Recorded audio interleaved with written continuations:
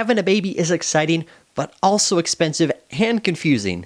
Fortunately, I am here to help, and in this video, we are going to break down the cost of having a baby, including what you need to know about insurance, options for paying for your pregnancy, and what you need to know about budgeting for pregnancy and in postpartum. Hey guys, my name is Dan. I'm a father of two, a husband to a midwife, and a business owner in a healthcare practice. And I also worked in a health insurance company for nearly 5 years and learned a ton about that industry.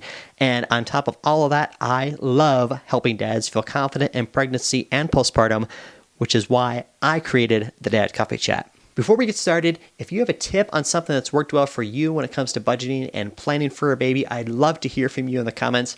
And secondly, if you find this video helpful, please subscribe and share it. It really does help me share the message with others and help more people. And lastly, I am going to link a special resource in the description. It is a budgeting checklist for having a new baby.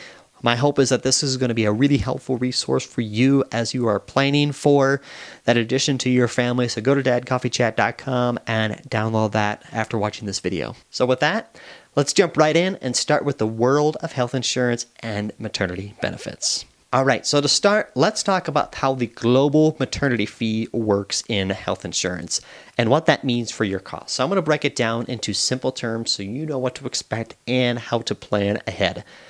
Most health insurance plans structure maternity care costs under what's called a global maternity fee.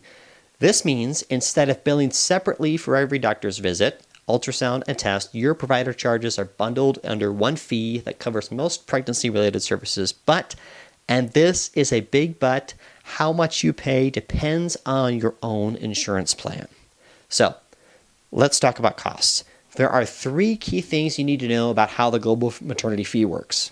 The global fee typically includes routine prenatal visits, labor and delivery, and postpartum care. However, things like ultrasounds, lab work, and complications might be billed separately, so always ask what's included with your provider.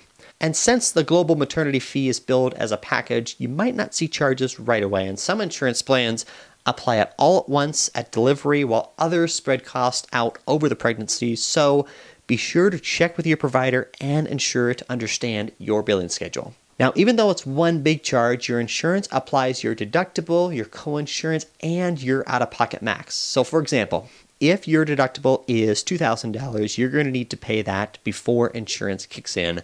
And then, depending upon your coinsurance, you may owe a percentage of the remaining costs. If you have insurance through your job, check with your HR department to see how your plan handles the global maternity fee, or you can call your carrier directly. If you're buying insurance on your own, compare those plans carefully. Some have lower maternity costs than others. Your insurance may cover hospital births, birth centers, and sometimes home births with a certified midwife, but no matter where you plan to deliver, make sure that your provider is in-network to avoid those higher costs. And don't forget, once your baby's born, you'll need to add them to your insurance with a set time frame, usually 30 to 60 days after birth. And this ensures they're covered for doctor's visits, vaccines, and any medical care that they might need. To recap, the global maternity fee bundles most pregnancy care into one charge, but costs vary by plan. So, know your deductible, coinsurance, and out-of-pocket max, and check if your provider is in-network, and don't forget to add your baby to your plan. All right, so next let's talk about how you are actually going to pay for your care, and there are usually 2 different options with this. Number 1 is obviously insurance, which is what we just covered. If you have great maternity coverage and your provider is in network, going with your insurance is a great option. But if you have a specific provider that you want to work with for your pregnancy and they're out of network or don't accept insurance in certain cases like home birth midwives, you might be required to self-pay for birth services. So what does that look like? So if you're opting for self-pay for your pregnancy, this essentially means that you are opting to pay for the care upfront on your own and then do your own work on the end to submit the claim to your insurance company for potential reimbursement if you choose to do so. Your provider may have certain policies around the collection of fees and in many cases require a deposit or a down payment upon establishing care. So you're going to want to get clarification on this before your first visit so you aren't surprised when it's time for your appointment.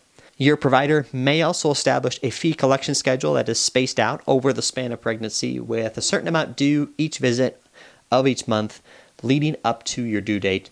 with the full amount usually due by about the 36-week time frame. The factors that you're going to need to consider are what your maternity benefits are, how much you can realistically afford to pay out of pocket, and how important it is to have a specific provider or hospital that you are working with. Now, let's talk about the upfront costs in pregnancy. Obviously, there's a lot of costs involved with your care, but there's also costs involved with just getting ready for a baby, and it's a lot to consider. So let's talk about some of the big things that you're going to need to budget for during pregnancy to prepare for your little bundle of joy. First up, baby essentials. So obviously the first one, crib and mattress, probably one of the most important because safe sleep is crucial, and cribs can range from budget-friendly options to all the way to high-end options. So you're going to want to do a lot of research to figure out what option is right for you. Next, obviously a car seat and a stroller, a non-negotiable for safe transport from home to the hospital and beyond.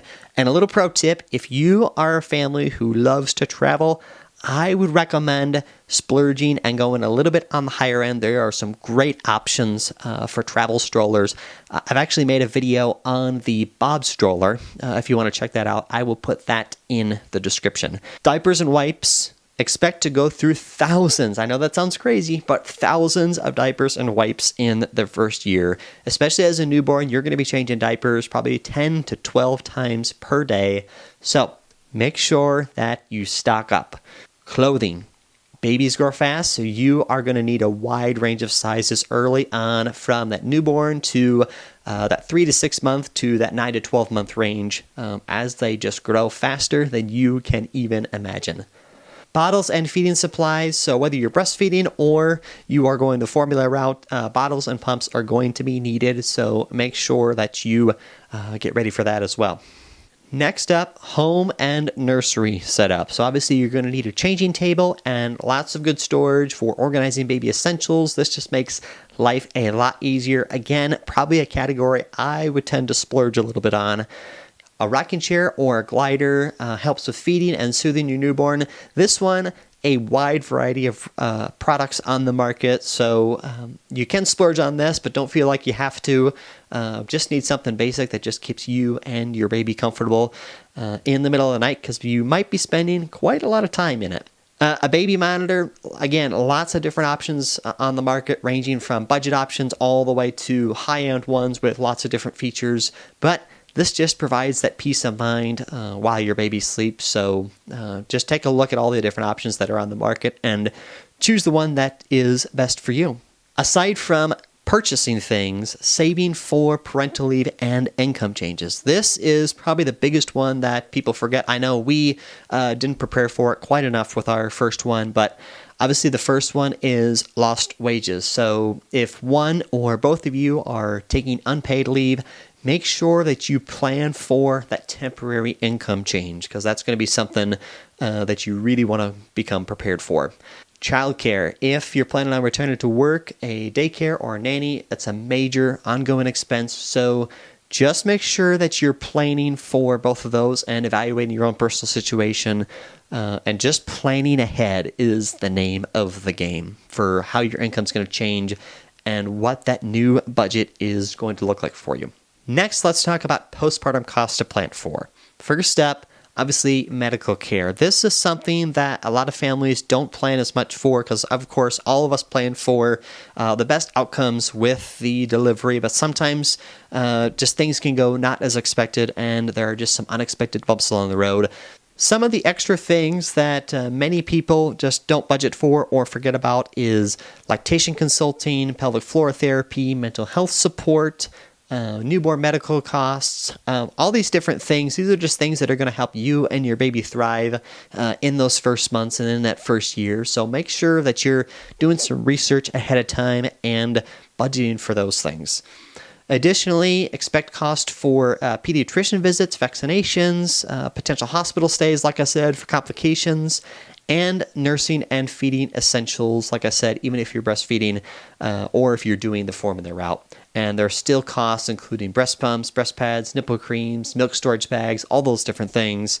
And then obviously formula and bottles if you're supplementing or if you're exclusively formula feeding. Some common expenses include bath supplies and sprays, postpartum compression garments, C-section recovery essentials, household help such as meal delivery, grocery services, house cleaning help, childcare for older siblings, miscellaneous costs, and some unexpected things can arise, such as new clothing if your body changes postpartum, sleep-related items for babies, swaddles, white noise machines, things like that, and this is something that people don't think about: increased utility bills from more laundry, bottle washing, etc. So just make sure you are planning for the additional expense there as well. All right, so to wrap up, here are some guiding principles to get financially prepared for having a baby. Number 1, to steal a quote from financial expert Dave Ramsey, cash is king. I love this advice that he gives to pile up as much cash as possible during pregnancy to just alleviate that stress as much as possible. This means limiting those impulse purchases, pausing on additional debt payments beyond minimum payments, and focus on saving as much money as possible. Number 2, be smart about your baby registry. So instead of asking for fancy things, ask for the essentials that'll save you money, like diapers, wipes, supplies, and other essentials that will help you subsidize that cost of having a new baby. And lastly, prepare for the unexpected. You will not be able to plan for everything, so don't try to stress yourself out trying to get every last detail covered.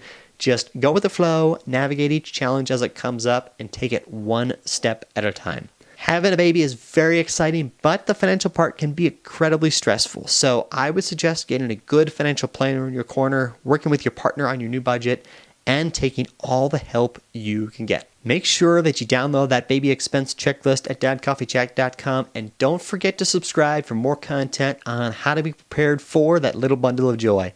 Thanks so much for watching, and I'll see you next time on the Dad Coffee Chat.